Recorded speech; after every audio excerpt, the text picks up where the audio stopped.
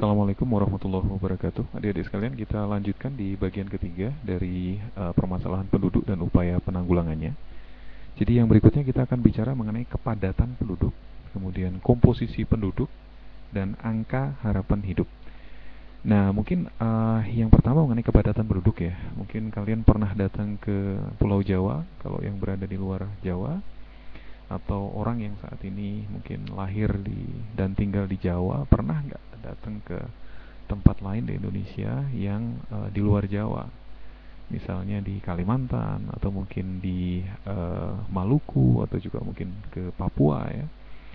Nah, kalian pasti akan dengan cepat merasakan bagaimana satu tempat dengan tempat yang lainnya itu terjadi adanya perbedaan dalam hal kepadatan penduduk. Kalau kalian datang misalnya ke kota seperti Jakarta, Semarang, kemudian Bandung, Yogyakarta, Surabaya, ada perasaan nggak di diri kalian bahwa ternyata ini kota kok orangnya banyak banget ya? Datang ke mall orangnya banyak sekali, jalan aja susah. Kemudian datang ke tempat permainan anak-anak misalnya di waterboom atau mungkin di taman wisata, orang yang ada banyak sekali. Karena apa? Karena memang penduduknya banyak. Kemudian kalau kita lihat di peta, Jawa itu kecil sekali, sempit. Sehingga jumlah penduduk yang ada dibandingkan dengan luas wilayah itu nggak imbang. Penduduknya banyak, luas wilayahnya kecil. Nah, daerah yang seperti ini disebut sebagai daerah dengan kepadatan yang tinggi.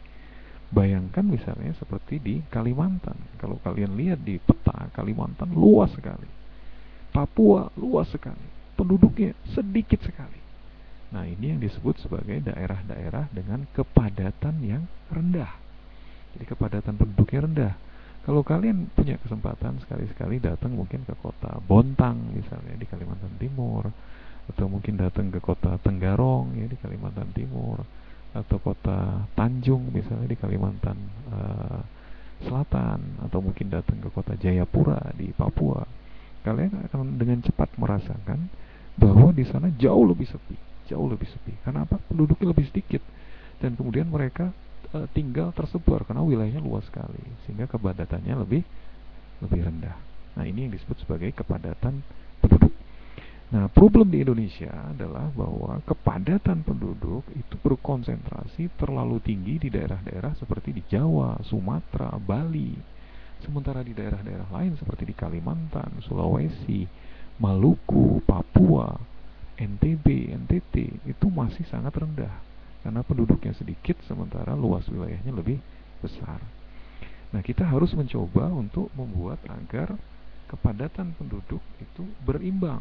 Jadi jangan sampai semuanya menumpuk di Jawa, ramai sekali, padat sekali, sementara daerah lain tidak sepadat di Jawa. Makanya dilakukan kegiatan transmigrasi, yaitu mengirimkan orang-orang dari tempat yang padat penduduknya seperti di Jawa dan Sumatera, dikirim ke lokasi-lokasi atau wilayah dengan kepadatan penduduk yang lebih rendah. Nah, ini disebut sebagai transmigrasi, yaitu kepadatan penduduk ya, adik-adik. Kemudian berikutnya adalah komposisi penduduk. Nah, komposisi penduduk ini penting sekali. Perlu kita cermati dan perlu kita ketahui dengan baik karena ini berkenaan dengan kemajuan suatu negara atau kemajuan suatu bangsa. Komposisi penduduk adalah jumlah penduduk berdasarkan umur, kemudian mungkin nanti berdasarkan pendidikan. Nah, mungkin saya tidak akan bicara terlalu banyak. Kita coba lihat komposisi penduduk berdasarkan umur misalnya. Komposisi penduduk berdasar umur itu adalah di mana satu daerah dibandingkan antara orang-orang yang umurnya tua, umurnya masih anak-anak, dan umur masa produktif, itu dibandingkan.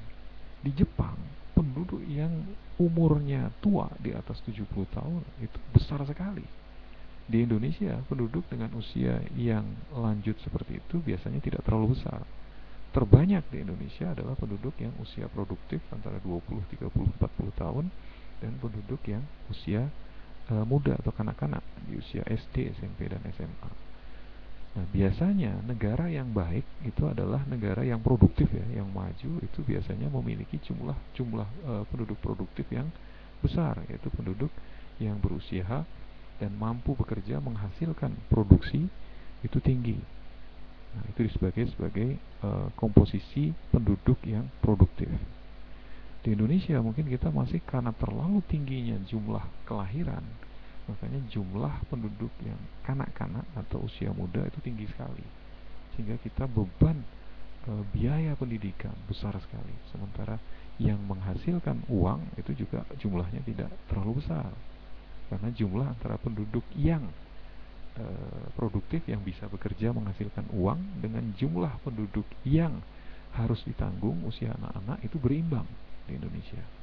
Ya, di negara lain yang lebih maju biasanya lebih banyak usia produktif penduduknya. Jumlah usia anak-anaknya tidak terlalu banyak, sehingga anak-anak bisa lebih fokus untuk diberikan pendidikan yang lebih baik karena biayanya ada, kemudian fasilitasnya cukup, penduduk anak-anaknya juga tidak terlalu banyak. Nah, oke ya, itu komposisi penduduk dari sisi usia. Kemudian satu lagi yang membedakan antara satu bangsa dengan bangsa yang lain adalah dari sisi komposisi penduduk dari sisi pendidikannya. Negara-negara yang maju memiliki komposisi penduduk di mana penduduk yang memiliki pendidikan tinggi itu banyak sekali.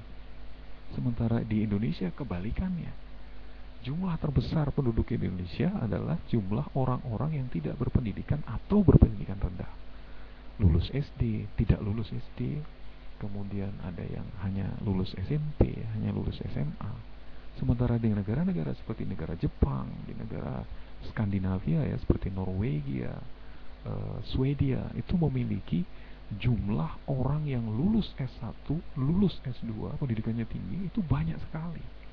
Sementara orang yang jumlah penduduk yang tidak lulus pendidikan hampir nggak ada. Orang yang tidak pernah sekolah itu hampir nggak ada di negara-negara maju. Di negara Indonesia orang yang tidak bersekolah banyak sekali. Nah, ini gambaran kepada kalian betapa pentingnya untuk mengukur dan mengendalikan komposisi penduduk kita agar menjadi komposisi yang sehat. Dan kemudian nanti terakhir kita di episode berikutnya kita akan bicara juga mengenai angka harapan hidup. Demikian, sampai jumpa di episode berikutnya. Selamat belajar. Assalamualaikum warahmatullahi wabarakatuh.